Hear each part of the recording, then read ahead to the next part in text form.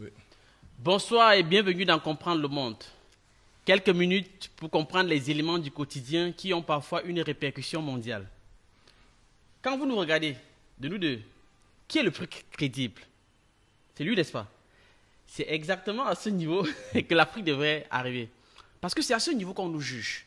S'il arrive dans une banque, il peut facilement faire des crédits au taux d'intérêt très bas.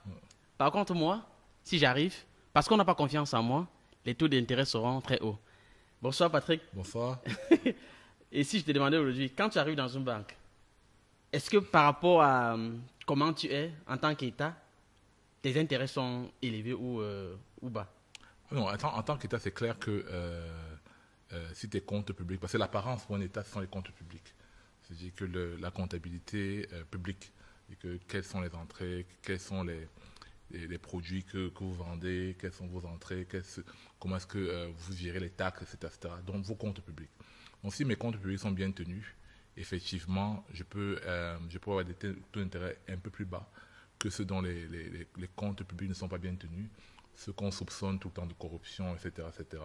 Je vois ce que je veux dire. Parce qu'on fait d'autant confiance aux comptes publics si on fait confiance à la compétence du pays et au fait qu'il y ait de la transparence dans la gestion des choses. Quand il n'y a pas de transparence, effectivement, on trouve que, bon, voilà, on ne sait pas trop si ce qu'ils disent c'est la vérité, donc par conséquent, les taux sont un peu plus élevés.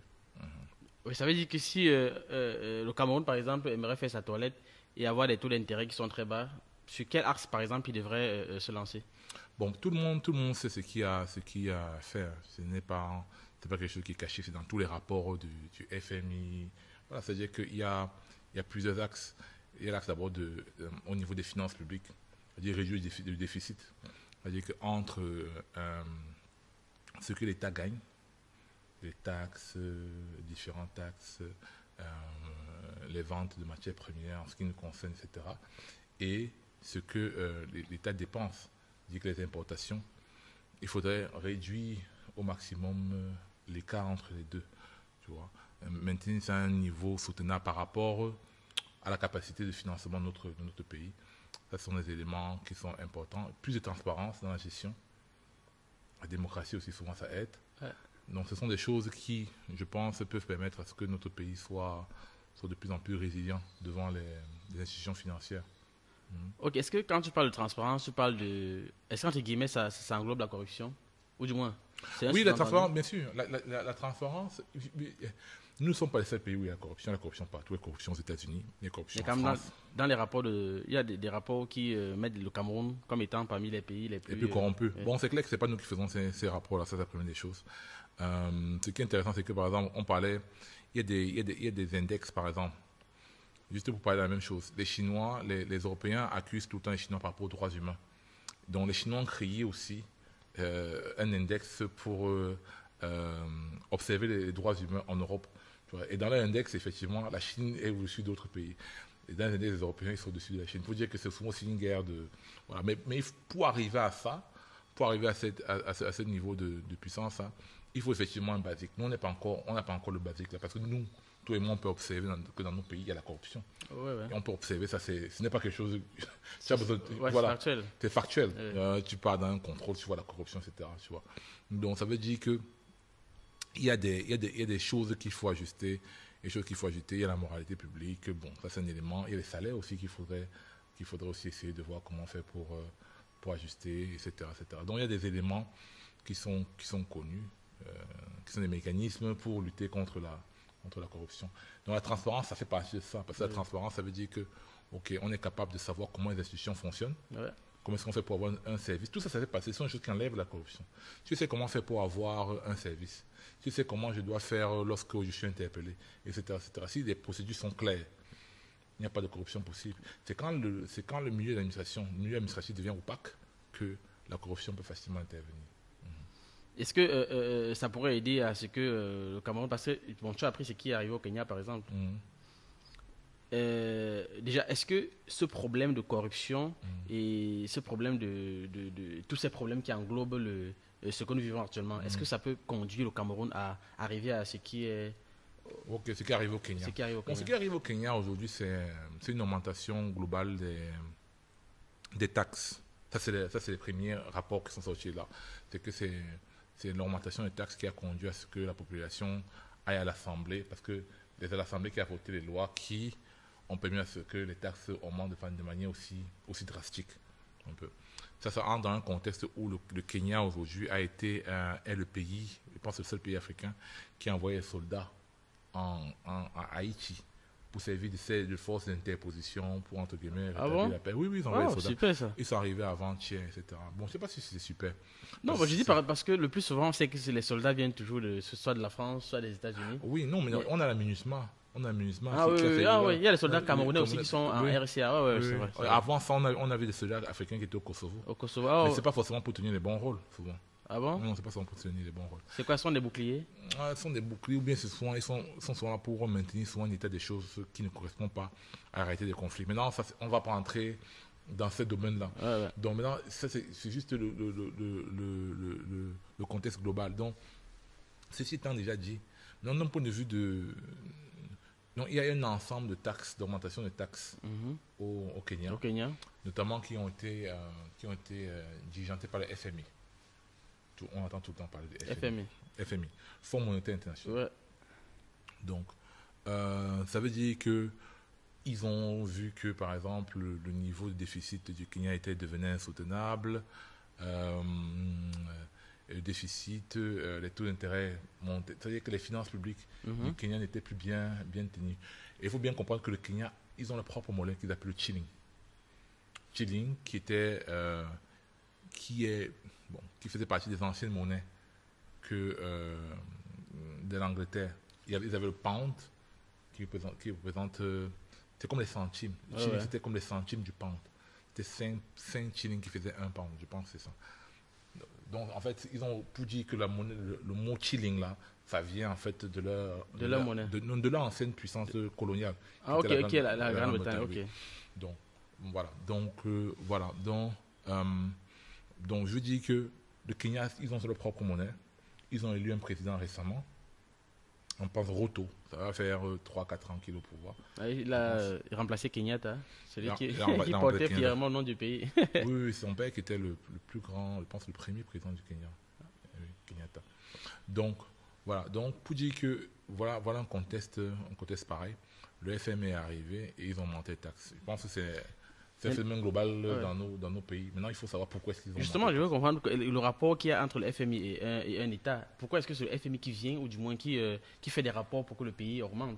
Comment est-ce que les représentants ou l'administration du pays n'avaient pas remarqué qu'ils pouvaient agir pour augmenter les taxes? Pourquoi est-ce que c'est de l'extérieur qu'on est obligé de Parce que voilà, ça agit justement lorsque tu as une dette extérieure qui est élevée. Donc quand il y a la dette, il contrôle aussi ton économie? Oui, quand la dette extérieure. Parce qu'il y a des pays qui sont endettés, mais ils sont endettés par rapport à leurs nationaux, comme par exemple le Japon. La dette est tenue intérieurement. Oui. Tu as aussi, je pense, l'Italie. La dette est majoritairement tenue intérieurement. Pour les États-Unis, je n'ai pas trop regardé le niveau de dette extérieure. Donc, en fait, comme Thomas Piketty le dit, lorsque la dette est tenue par l'extérieur, le pays est tenu. C'est comme si vous appartenez à quelqu'un. Tu vois ce que je veux dire? Donc, là, notamment les pays africains, la dette est tenue par l'extérieur. Pourquoi? Parce que depuis l'indépendance, on a accumulé, et avant l'indépendance, on a accumulé de la dette. Pourquoi? Parce qu'on avait besoin, entre guillemets, des infrastructures qui ne se construisaient pas, dont on avait besoin des experts, des matériaux, etc., qu'il fallait importer. Donc, ça veut dire que nos puissances coloniales, là, nous ont fait des crédits pour pouvoir construire. Donc, c'était une dette de base. Donc, nos pays ont commencé avec la dette. Tu vois? Donc, et comme nous, on a une dette extérieure qui est forte et qu'on a continué à alimenter par le fait qu'on aime les iPhones, on aime les micros comme ça, on aime. Donc, ça fait que la dette ne fait que gonfler. Comment ça se fait, ou du moins, oui. Enfin, comment ça se fait que l'achat d'un iPhone influence sur la dette? Ok. C'est avec mon argent, je pars je sais pas trop, au marché, j'achète mon téléphone. Est-ce que ça influence la dette comment? Hypothétiquement, ça c'est oui. Comment est-ce que l'achat d'un iPhone, c'est une très bonne question, comment est-ce que l'achat d'un iPhone influence la dette? Pour acheter un iPhone, par exemple, on considère que c'est Apple qui te vend l'iPhone. Apple a besoin de quoi? Il a besoin de dollars. toi, tu as le chilling. Apple ne veut pas le chilling. Apple veut le dollar, n'est-ce pas? Ouais. Donc, ça veut dire qu'il faut que je cogne à la banque, la Fed, Federal Reserve des États-Unis, qui est la banque centrale américaine. Je veux des dollars pour acheter le iPhone. Bon, la Fed va me dire, ok, bon, qu'est-ce que toi tu as chez toi? Tu dis que tu as le chilling. Le chilling correspond à quoi? Le chilling correspond à ce que moi je vends. Je suis Kenyan, je vends le tourisme, je paye quelques matières premières. Ok. Bon, les matières premières, c'est quoi par rapport par rapport à ma monnaie, par exemple, $1 vaudra peut-être 500, bien 600, bien 700 shillings, un taux de change entre eux. Tout dépend maintenant. Donc ça veut dire que quoi? Les 600 correspondent en fait au niveau de production locale qu'il faut qu'on ait pour pouvoir compenser. Tu vois ce que je veux dire? Hein, maintenant, si la demande d'iPhone est grande par rapport à la demande de tourisme, ça se passe comment au niveau de... Ça veut dire, ça correspond, c'est une très bonne question, ça veut dire que quoi? Ça veut dire que le taux de change entre les deux monnaies va augmenter en faveur du dollar. Ça veut dire que le dollar voudra beaucoup plus. Parce qu'on veut plus le iPhone parce qu'on veut plus l'iPhone qu'on veut le tourisme. C'est ce que je veux dire. Par exemple, un pays comme la Somalie, un pays, de moins tu as des services que tu es capable de vendre, bon, ça c'est une explication qui est un peu basique, mais c'est quand même la base des choses, oui. C'est-à-dire que moins tu as des services que tu es capable de vendre au pays avec lequel tu fais le commerce, moins ta monnaie est intéressante pour lui, plus ta monnaie est dévaluée par rapport à la sienne. C'est ce que je veux dire. Voilà, donc ça veut dire que quoi? Ça veut dire que chaque fois que tu achètes l'iPhone à l'extérieur, il faut que vous ayez une production touristique, etc. pour compenser. Donc, c'est là maintenant on parle de budget. Ça veut dire que au début de l'année, je dis ok, voilà à peu près à quoi va ressembler mon tourisme au début, pendant toute cette année-ci là. Et en fonction de ça, on fixe à peu près le rapport de change entre nos deux monnaies. Maintenant, si mes prévisions ne se réalisent pas, si par exemple, au lieu d'avoir 10 000 touristes, j'en ai 5 000, ma monnaie peut facilement chuter. Tu vois ce que je veux dire? Parce que ce qui s'est passé avec le Nigeria. C'est-à-dire, si par exemple, j'ai fait mon budget, on dit que $1 devait valoir tel montant en termes de Naira. Maintenant, si ma position de pétrole n'arrive pas au niveau escompté, ma monnaie va dévisser. Tu vois ce que je veux dire? Par rapport, parce qu'au niveau des rapports en termes de change, tu vois ce que je veux dire? Bon, voilà. Donc, les Camerounais, les gars, vraiment, il faut investir dans le dollar pour qu'on puisse avoir le taux de change soit élevé. Les Ivoiriens, dans le copé décalé, par exemple, et les Maliens dans le pagne.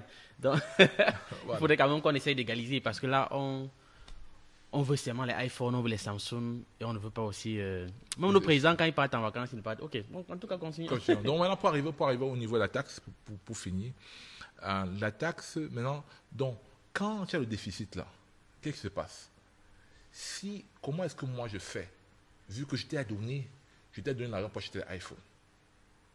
Je t'ai donné l'argent pour acheter l'iPhone. Mais maintenant, tu n'as plus de réserves, tu n'as pas les réserves assez pour compenser le fait que j'ai projet $, pour toi. Tu as passé d'argent pour compenser le fait que j'ai projet $, pour toi. Parce que tu as eu une baisse au niveau du tourisme, tu as une baisse au niveau de tes revenus intérieurs, tes revenus fiscaux, n'importe quel de tes recettes, n'importe quel point de tes recettes. Donc maintenant, qu'est-ce que tu es obligé de faire? Tu es obligé de chercher de nouvelles manières pour toi de pouvoir compenser le déficit. D'où la dette. D'où encore plus de dette. Et maintenant, quand tu vas prendre la dette là maintenant, c'est là où je passe par le FMI. FMI dit que maintenant, pour prendre la dette là maintenant, bon, j'ai besoin que tu équilibres tes comptes. Je donne tel objectif au niveau de tes recettes, tel objectif. Tu vois ce que je veux dire? Et maintenant, tu augmentes les taxes pour avoir beaucoup plus de revenus, pour pouvoir gérer la situation. Mais il y a quelque chose de particulier dans nos pays africains, c'est que tous les facteurs qui contribuent à l'augmentation des taxes ne sont pas des facteurs, comme on dirait, endogènes. Ce n'est pas forcément des choses que nous avons créées. Tu vois ce que je veux dire? Tu vois là, le Covid, c'est pas nous qui avons fait le Covid dans le laboratoire, machin, etc. Comme ça a été déjà démontré. La crise de subprime en 2008-2007, ce n'était pas nous qui avons prêté l'argent n'importe comment, c'est ce que je veux dire, pour créer la déflation qu'il y a eu en cette période-là. Ce n'est pas la crise du pétrole, la crise des céréales en Ukraine. Donc, toutes ces choses-là. On a quand même des crises internes. Si je prends le cas du Cameroun. Mais je veux dire, c'est que ce qui bouge de manière structurelle, nos choses. Je suis d'accord. Les deux crises, par exemple, n'influencent pas trop. Quoi? Non, elles influencent, mais ce que je veux dire, c'est que quoi? L'augmentation, par exemple, qu'on a eu de manière successive, par exemple, sur le pétrole. Ouais, ouais. Tu vois ce que je veux dire? Il y a des faits internes, il y a des faits de mauvaise gestion, on a des trucs sur la Sonara qui a brûlé, il y a beaucoup de choses qui sont passées, tu vois ce que je veux dire? Mais il y a aussi le fait qu'en amont, on a bloqué, par exemple, il y a des embargos sur le pétrole vénézuélien, des embargos sur le pétrole russe, etc., qui réduisent de manière structurelle la production de pétrole. C'est ce que je veux dire. Donc, par conséquent, ça rend structurellement les prix déjà hauts. Mais auquel maintenant s'ajoutent nos propres fautes de gestion. Tu vois ce que je veux dire? C'est ça la différence. Tu vois? Donc, nous, on paye notre addition et on paye l'addition des autres en étant pauvres. Tu vois, hein? Tu vois ce que je veux dire? Et eux, ils payent seulement leur addition. Tu vois ce que je veux dire? Oui. C'est ça peut-être la différence, peut-être, je pense. Et bon, là, par exemple, je pense qu'on a fait un bon, on a fini le Kenya. Oui. Et si je fais un coup de pied magique, j'arrive au Cameroun avec le franc CFA. Oui. Avec les Camerounais qui pensent que en sortant du franc CFA, on pourra résoudre tous les problèmes qui existent, comme le chômage, la guerre, l'éjaculation précoce. Est-ce que tu penses que c'est possible de sortir du franc CFA? Parce que tout à l'heure, tu as parlé du Kenya qui a sa propre monnaie, Oui. mais qui est dans une sorte de... Qui est le FMI? Qui est au FMI aujourd'hui et qui est dans un marasme économique actuellement, oui. Est-ce que la solution, c'est de sortir du franc CFA? Bon, maintenant, est-ce que la solution se pose comme la solution? Peut-être que sortir du franc CFA fait partie de la solution. Peut-être, hypothétiquement. Mais s'il s'agit de politique économique, ce n'est pas une seule mesure, c'est un ensemble de mesures qui peut nous amener à... Ce n'est pas seulement sortir du franc CFA. Parce que comme tu disais très bien, voilà le Kenya qui a sa propre monnaie, qui se retrouve, sa propre monnaie, sa propre banque centrale, qui se retrouve là où il se retrouve aujourd'hui. Avant ça, tu as eu le Zimbabwe. Le Ghana. Le Ghana avec le président Akufo-Addo qui s'était vanté que le Ghana allait commencer à faire son budget sans les experts du FMI. Le Ghana est retourné encore au FMI. Surtout, je veux dire, pour dire que ce n'est pas seulement la question d'avoir la monnaie. Même comme la monnaie, c'est un bon levier pour pouvoir faire plein de choses. Parce que ce n'est pas seulement une question qui existe chez nous en Afrique, aujourd'hui, en Europe. On a vu par exemple le Brexit. Le Brexit, c'est parce que les Anglais voulaient réavoir leur... Bon, ils avaient déjà leur monnaie. Mais il fallait réduire l'interdépendance avec les autres. Tu vois ce que je disais? Donc, et ça conduit à beaucoup de problèmes tels qu'ils ont eu. Depuis qu'ils ont eu le Brésil, ils ont eu beaucoup plus de chômage, beaucoup plus. Donc l'indépendance, ce n'est pas forcément la chose la plus importante dans un monde où les gens se mettent de plus en plus en bloc. Les BRICS, les Occidentaux, etc. Les gens se mettent de plus en plus en bloc. Pour aller seul, il faudra comprendre que ce sera difficile. Pourquoi? Parce que, comme on disait tout à l'heure, n'est-ce pas? Si moi, nous sommes en bloc, et nous, on vend avec une seule monnaie, toi, tu es une seule personne, un seul petit endroit, et tu as peu de biens et services, tu n'es pas industrialisé, et tu vends une autre petite monnaie, qu'est-ce qui se passe? Les taux d'échange sont de plus en plus compliqués. Tu vois ce que je veux dire? Maintenant, la différence, par rapport au CFA, il nous faudra toujours, je pense à mon avis, il faudra toujours une monnaie communautaire. Il faudra toujours qu'on ait une monnaie avec un ensemble de pays. Maintenant, la différence avec le CFA, c'est que les pays du CFA n'ont pas été assemblés à cause de leur pertinence économique. C'est-à-dire que leur manière de se mettre ensemble. C'est-à-dire que toi, tu produis le manganèse, toi, tu produis telle chose. Et ensemble, on peut faire quelque chose. On est complémentaires. Tu vois ce que je veux dire? Or, quand les gars ont fabriqué l'euro, quand les gars ont fait l'euro, ou bien quand les gars ont fait les États-Unis pour le dollar, ils ont arrangé les États en telle manière qu'il y ait une complémentarité entre les économies. C'est vrai qu'il y a des compétitions entre certaines économies, mais ils s'arrangent de manière qu'il y ait des normes qui font que, tu vois un peu, il y ait une harmonie dans la production de leur zone. Tu vois ce que je veux dire? On produit les ceintures ici, on produit les moteurs en Allemagne, on produit le fromage ici, on produit... Tu vois ce que je veux dire? Il y a une harmonie dans la manière de produire les choses. Ce qui fait qu'il n'y a pas de compétition facile entre États, de compétition non voulue entre États. On produit la tchéké en Côte d'Ivoire, mais pas au Cameroun.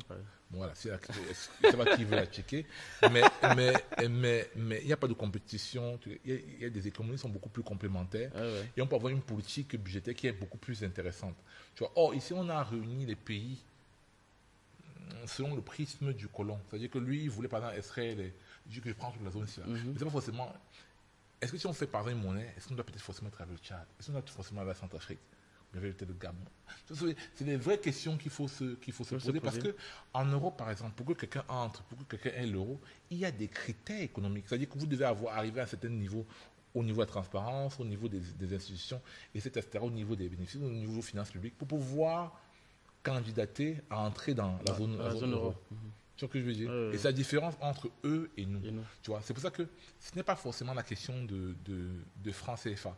Même comme aussi, je comprends la symbolique au niveau du franc CFA, c'est-à-dire que le franc CFA, on ne peut pas quand même réserver monnaie héritée du colonialisme. Même seulement ça peut peut-être décupler les énergies du fait que les gens disent que ok, aujourd'hui on a notre propre chose, etc. Mais est-ce que c'est suffisant? Je ne pense pas que ce soit suffisant. C'est important, mais il faudra à côté des mesures qui vont permettre à ce que les uns et les autres puissent arriver au maximum de leur potentiel. Oui. Est-ce que la France ne profite du franc CFA que du fait que ce soit produit sur leur territoire? Oui, on appelle ça le droit de seigneurage. Comme quand une banque produit de la monnaie pour quelqu'un d'autre, elle a les droits de seigneurage, parce que c'est elle qui active ses imprimeries, tous les mécanismes pour éviter la contrefaçon, tout ça, c'est elle qui produit ça. Donc par conséquent, elle doit te payer pour cela. C'est ce que je veux dire. Donc oui, elle gagne au moins cela. Maintenant, il y a la question des réserves de change, etc. Bon, c'est une question qui sont extrêmement disputées. Chacun a sa vue dessus. Mais ce qui est clair, ce qui est vrai, c'est que oui, il y a le seigneurage que la France gagne, etc. Mais il faut aussi dire quelque chose, c'est que le CFA est une monnaie stable. C'est-à-dire que les prix, bon, on va dire que récemment l'inflation, on a les montées des prix, parce qu'il y a aussi les montées des prix dans la zone euro. Mais généralement, nos prix ne changent pas trop. Comme par exemple, ça s'est passé récemment au Nigeria, ou même comme ça s'est passé au Zimbabwe. Toutes les montées en zone euro influencent directement les montées en France, dans les zones CFA. Oui, parce qu'on importe beaucoup. Notre premier partenaire économique reste encore, je pense, en zone euro. Donc par conséquent, une inflation là-bas, on importe, c'est-à-dire qu'une augmentation des prix là-bas, on va facilement aussi importer ça. Comme par exemple, on l'a vu avec la farine. Le pain est monté d'un montant que nous connaissons à un autre montant. Bon, là, c'était visible parce que le blé, par exemple, venait de l'Ukraine et de la Russie. Non, mais ce qui est bizarre, c'est que si tu lis nos trucs, c'est que notre premier partenaire, notre premier partenaire sur la vente de blé, c'est la France, je pense. Ce n'est pas la Russie. Oh. Mais maintenant, la France importe de Russie. Mais il faudra te poser la question. Pourquoi on ne prend pas directement la Russie? Ça, c'est des questions qu'il faut se poser. Oh, c'est ça, là, c'est vraiment terrible. Et maintenant, toujours concernant le franc CFA, est-ce que la France, comme tout à l'heure, tu as dit qu'ils ont un droit parce qu'ils impriment chez eux. Maintenant, entre la France et les États-Unis, est-ce qu'il y a aussi une relation financière qui lie les Français aux Américains, tout comme nous sommes liés aux Français? Oui, il y a une relation qui lie les Français aux Américains. Ce sont des alliés historiques. Après la Deuxième Guerre mondiale, il y a des institutions qui s'appellent les institutions de Bretton Woods, dont le FMI, la Banque mondiale, etc., l'ONU, tout ça qui ont été créés et qui font que la France faisait partie des pays fondateurs de ces trucs-là, avec en tête les États-Unis, qui ont les sièges de toutes ces grandes institutions-là, FMI, la Banque mondiale, etc. Donc la France et les États-Unis sont très liés, tu vois, après le traité atlantique, l'OTAN, etc., tous ces genres de choses-là. Mais d'un point de vue financier, il y a eu, après la Deuxième Guerre mondiale, il y a eu ce qu'on appelle le plan Marshall. Le plan Marshall, ce serait comme pour nous le plan de développement au début des indépendances. C'est-à-dire que les États-Unis ont permis, ils ont prêté beaucoup d'argent aux pays européens qui avaient été détruits par la guerre. C'est ce que je veux dire. Donc, les États-Unis ont imprimé beaucoup d'argent qu'ils ont prêté à ces différents pays-là. Tu vois. Et ces pays-là ont acheté majoritairement les biens aux États-Unis pour reconstruire le pays, c'est-à-dire que l'acier, etc. Tu vois ce que je veux dire. Donc ça a créé des liens financiers forts entre les États-Unis et la France et beaucoup d'autres pays européens aussi. Les États-Unis, de dette. On dit par exemple que la dette l'Angleterre a fini de payer sa dette dans les années 2000. La dette qu'ils ont contractée après la guerre aux États-Unis. Les années 2000, en 2005, 2010, je pense qu'on pourra réfléchir ça. La Grande-Bretagne, ils ont fini de payer la dette assez récemment. Pour dire que c'est la dette qui les a unis. Donc ça veut dire quoi? Ça veut dire que le regard que, par exemple, la France a sur le déficit camerounais, vu que nous sommes ils sont nos créanciers. Ouais, liés par la colonisation. Voilà, ils sont nos créanciers. C'est le même regard que les États-Unis ont sur le déficit français. Ok. Sachant que eux, ils sont les créanciers des États-Unis. Maintenant, la dette française aussi est beaucoup plus, on veut dire, elle est moins extérieure, c'est-à-dire qu'elle est moins tenue par des entités extérieures que la nôtre, par exemple. Tu vois, parce que nous, on est par exemple moins endettés en termes de pourcentage de PIB. Nous, on a 60%, je pense. Notre zone, c'est 60%. On est quitté 30%, 60%. Et la France, c'est 110% de leur PIB. Tu vois ce que je veux dire? Mais la différence, c'est que dans la dette française, par exemple, il y a beaucoup plus il y a de la dette intérieure. Il y a aussi la dette extérieure. Le ministre Le Maire disait un tiers. Bon, même comme d'autres personnes disent, ce n'est pas forcément le cas. Parce que c'est difficile de savoir. Parce que même en France, c'est difficile, on parle de transfrontière, c'est difficile de savoir quelles sont les entités qui ont la dette extérieure française. C'est très difficile de savoir. Et notamment, j'en tiens cela récemment, il y a eu une interview sur Pense les Échos où on posait la question à Bruno Le Maire de savoir est-ce que c'est BlackRock, qui est la plus grosse compagnie financière du monde, si c'est BlackRock qui détenait la dette extérieure française. Il a commencé à tourner. Pour dire que la question de qui détient la dette extérieure, c'est une question qui est sensible pour tous les pays. Parce que celui qui détient ta dette extérieure, c'est celui qui te tient. Il te tient, exactement. C'est celui qui te tient. C'est lui qui te tient. Oh, ouais. Et justement, bon, permets-moi de revenir, je vais te jouer en ping-pong. Parce que tout à l'heure, tu as parlé d'imprimer sa monnaie.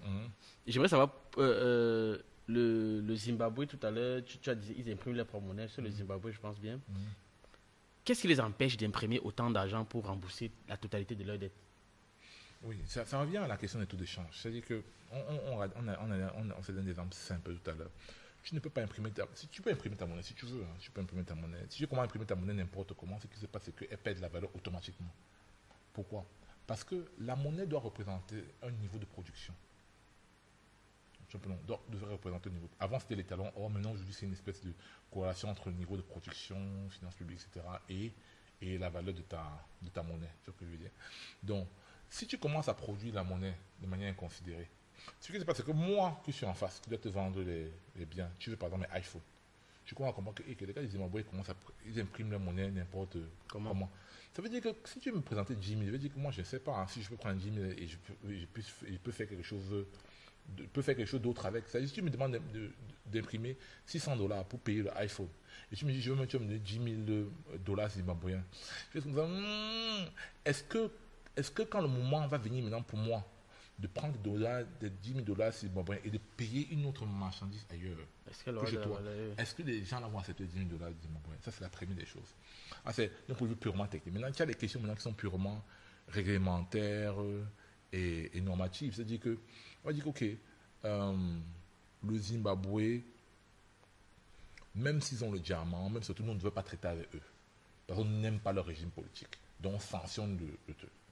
Donc, comme on te sanctionne, ça veut dire que notre groupe, par exemple les Occidentaux qui représentent la plus grosse zone, par exemple, d'achat dans le monde, donc, nous, on ne veut pas acheter tes biens.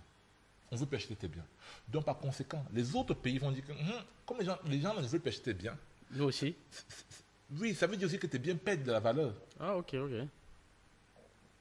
Donc, ta monnaie aussi perd de la valeur aussi. Tu vois. Donc, pour dire que il y a toujours ce rapport. C'est pour ça que généralement dans les banques centrales africaines, et aussi il y a toujours des relais de communication avec les autres banques centrales. Parce qu'il y a un organisme global qui s'appelle la BIS, c'est-à-dire que la Banque internationale des settlements, c'est-à-dire que des conciliations entre banques, c'est-à-dire que le fait qu'un tel pays a des réserves, tel machin, etc., pour pouvoir faire des compensations au niveau international. Et ça dépend aussi du niveau d'argent qui est dans chaque zone. Donc, comme par exemple la BA qui est des administrateurs français, il y avait encore jusqu'à présent. Je pense jusqu'à présent, il y a encore des administrateurs français. Et au-delà des administrateurs, il y a des institutions internationales qui ont le droit de regard sur les tirages que vous faites, c'est-à-dire que lorsque vous imprimez la monnaie, etc. Ah, ok. Bon, là maintenant, rien à voir avec la finance. Et pour finir, est-ce que tu penses que l'apparence peut aider l'image d'un pays? Bon, l'apparence peut aider. On va regarder par exemple la question on peut regarder par exemple comment s'appelle le Rwanda. Le Rwanda qui est un tout petit pays qui n'a pas, qui est ce qu'on dit en anglais, landlocked, qui n'a pas d'accès à la mer. Vraiment n'a pas d'accès à la mer, qui est un tout petit pays, qui n'a pas beaucoup de ressources, qui est accusé actuellement par les Congolais de pillage de leur matière première, notamment dans la zone du Kivu, etc. Kivu, oui. Donc, pour dire que, mais malgré cela, à cause de la manière, grâce à la manière à laquelle ils ont vendu, bon, ils ont vendu, ils ont positionné le pays, notamment autour de la mémoire, du génocide, etc., etc., le positionnement de Kagame et tout ça, une espèce de guide démocratique, etc. Et ils bénéficient du positionnement type Israël, mais en Afrique, tu vois un peu. Donc, ça leur donne accès à beaucoup de choses. Tu vois, par exemple, à la télé, dans la Première Ligue, tu vas voir Visite Rwanda partout, Ouais. c'est qui est très bien pour le tourisme, etc. Donc il y a une vraie stratégie qui est mise chez eux, ça attire les talents. Un pays comme ça, normalement, c'est un tout petit pays, hein. Ce n'est pas grand, c'est... Voilà, mais tu as des Camerounais qui quittent le Cameroun pour aller vivre là-bas, donc ils attirent des talents aussi, tu vois. En attirant des talents, ça veut dire que vous investissez dans les gens, eux, ils vont finir par travailler là-bas, donc ils créent de la production dans leur pays. Pour dire que ça, c'est une stratégie qui peut avoir du sens, tu vois, parce que ça a du sens, tu vois. Ok, merci d'avoir accepté l'invitation. Merci. De venir. Ok, africaine, vous avez compris, l'image est très importante pour une entreprise. Donc, à tous les entrepreneurs qui ont suivi, votre publicité, c'est d'abord vous. Et parce que la publicité, ou du moins parce que l'image fait partie de la publicité d'une entreprise, la prochaine émission, je serai en veste. Merci de nous avoir suivis et à la prochaine, portez-vous bien. Ciao.